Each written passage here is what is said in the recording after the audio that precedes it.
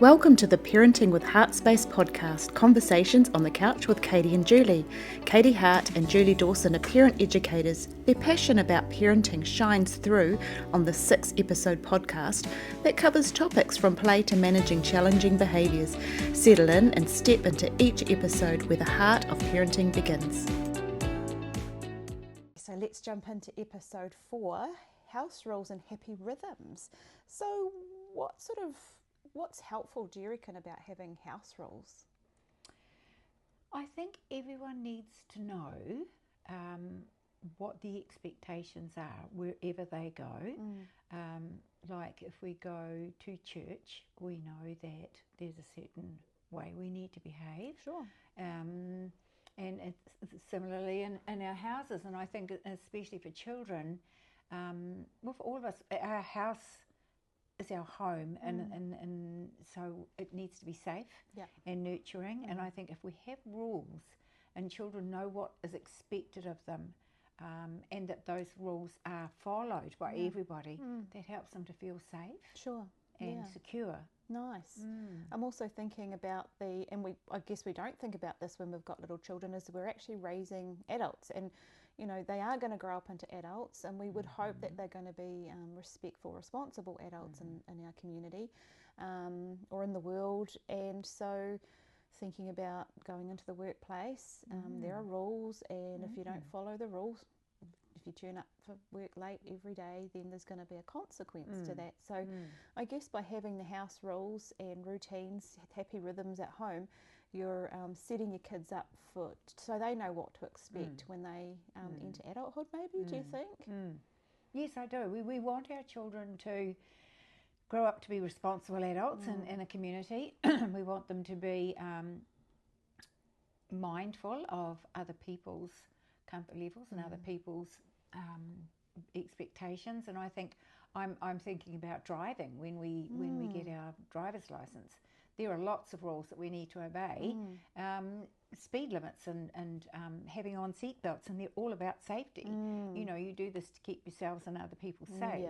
And if you break those rules, you get a ticket, or you might get demerit points, or you might get your license or your car taken off you. And I think it's great that if we can start teaching these things to our children when they're young, so that they accept other people's rules and community rules as they get older. Yeah, fantastic. And it's about being responsible. We're growing responsible adults, aren't that's we? right, exactly. So thinking about rules, how many rules is too many rules? Like, you know, because you could literally make a rule for every single thing that you do in your house. And is there a negative, is it a negative thing to have too many rules, or do you just want to keep it?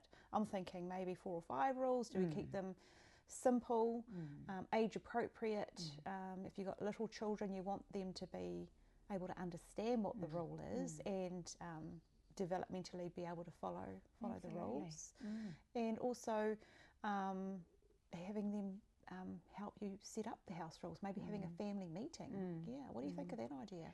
Yeah, I think the research around rules, or the rules on rules, is that we have a limit of 5, because it gets very overwhelming, and for not only people who are trying to obey the rules, but for those who are trying to enforce, for want of a better word, the rules.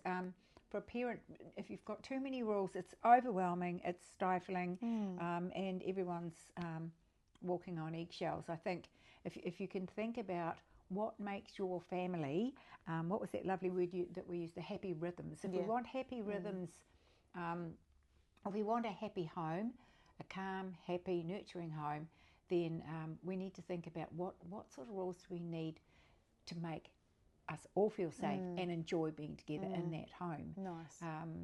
You know, because as you said, there are rules out there everywhere, and it's nice if we can all, I think the final word needs to be with the parents. Okay. But I think it's lovely to bring the the children in, perhaps, to say, what sort of rule can we have around such and such? Right. Or how do you find it when you're trying to read and everyone's yelling and shouting. What sort of things? So we actually have those discussions. Nice. And then the parents actually create the rules out of those discussions. Yeah. That's great. I really appreciate you bringing up that the parent has the final word, because we're living in a society now where we sometimes swing too far the other way from that patriarchal, hierarchical, children are seen and not heard, into child rules the house and they do whatever they want and they maybe don't have any rules. So what sort of advice would you give to a parent if they were maybe swaying, because I know I was a little bit like that, sway too far that way where you're letting your kids rule the house and get away with everything. When you say the parent has the final word, what does that kind of look like, or what does that mean? I'm mindful of the film, now I've forgotten the name of the film. Julie Andrews and... Oh, yes, Sound of Music. I can see her coming over the Sound of Music, and you saw two very different types of parenting. Yeah. You had the laissez-faire type, I guess, sort of a little bit laid back. And then you had the Sergeant Major with the father who blew the whistle, and they all had to line up. And the thing is, the children weren't enjoying life. Sure. There was no fun in that household. But if you go too much the other way, then the children can be unsafe, you know. And perhaps an example of that is if children, I like the adage of say what you mean and mean what you say. So children know what to expect from you, and there's trust in there as well. So if you're very uncertain when you're giving commands, so you might say, or instructions to a child, if 1 minute they can do something, they're allowed to do something, and another they're not, or if they break a rule that, it's okay this time, or whatever. When rules really need to be cemented, and children do need to listen, in particular around safety things. So perhaps it's like going into the sea too far without a parent, and you say to the child, wait for me, you can't go in there without a parent. And they're thinking, well, is that really a rule, or are you going to just let me get away with it this time? So maybe with parents talking about the effects of why we have rules and what can happen if we are very vague. Sure. So maybe explaining why we have the rule. Like there's a logical reason. There's a reason why we have this rule. It's because we want, one of the rules we had as a family was that we would eat dinner together, and that was just an expectation. The kids knew that. We all at dinner time, we all sat together, and there were reasons for that. It was our time of connection, of coming together as a family. That was important to us. So I'm wondering now if maybe the rules, because every family's different, we have different values and cultures. The rules, I guess, need to fit your family values and your culture, rather than picking a rule that somebody else uses that they find helpful in their home, maybe. Okay. And it's not about parents having the power and control or being authoritarian. It's about safety and harmony. We want a harmonious home. And I think the children know the rules beforehand. They know what to expect. And I'm going to refer back to the supermarket again, because I can, and this is what drives parents nuts, that if the children know, especially if it's a young toddler, young child, when we go into the supermarket, you can choose to sit in the basket, or you hold on to the basket beside me. And I think with rules come rewards and consequences as well.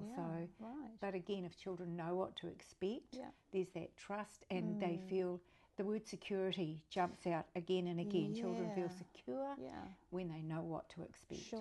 So I know within myself, I like routines. I like to know what's going to happen next. It gives me a sense of psychological safety. It sort of helps me to feel safe on the inside. Is that kind of what you mean? As well as, obviously, safety if your kid's going out, as you say, into the ocean without a parent. There's a risk of them drowning or running across the road, those sorts of things. But there's also that inner sense of safety, isn't there? The sort of psychological, emotional, safe. I feel safe in my world.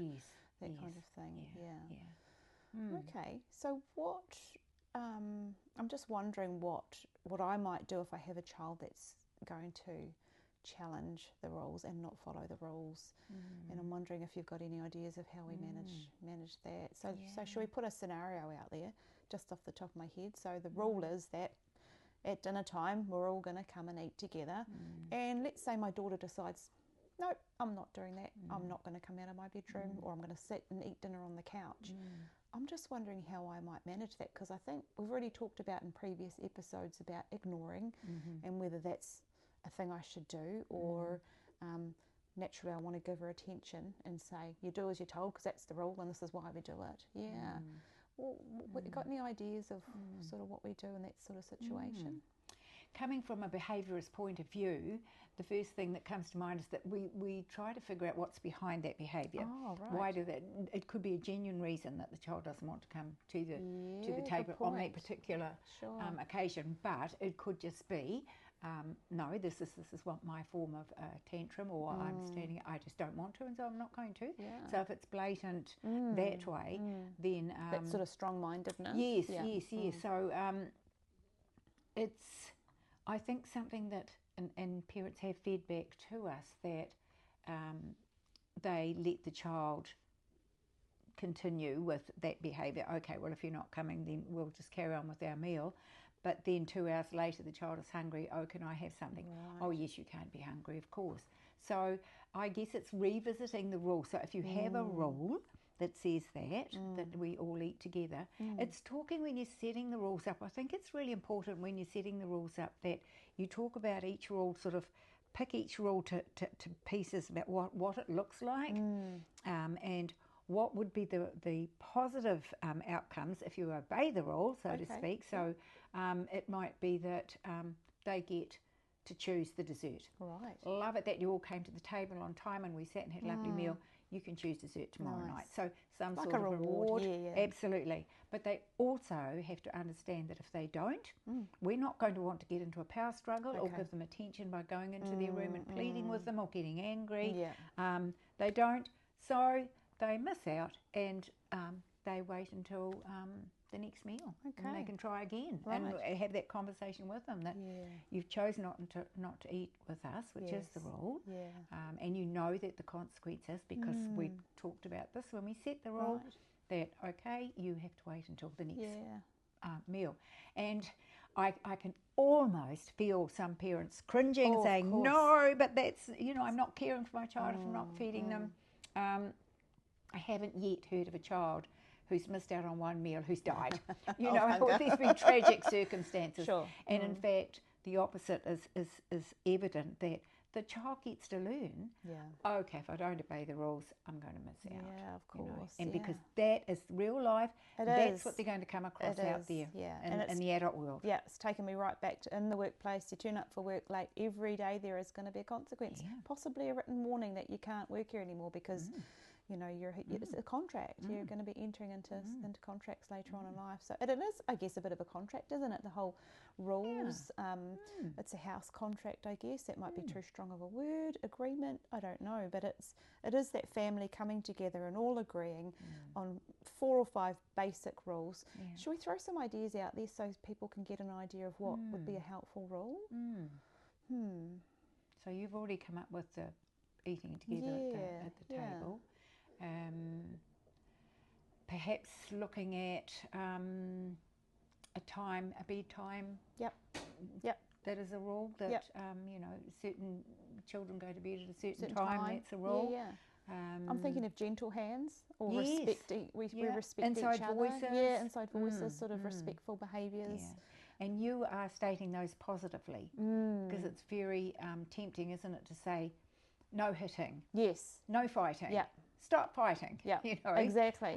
And that can be hard, to sort of state the more positive. But that's what we want to be seeing because we want to be wiring our kids' brains to think positively and to work towards the positive behaviours. Yeah. And that's what they hear. Yes. Gentle hands, they'll hear that. If they stop running, they hear running. Yeah, exactly. They miss the no. Yeah, that's a really good point. Yeah. Is there anything else that you think would be helpful for us to talk about in this episode on this topic? I think we've pretty much covered. I think we have. House rules and happy rhythms. Nice. Great. Nice conversation. Thank you. Yeah, See you next episode.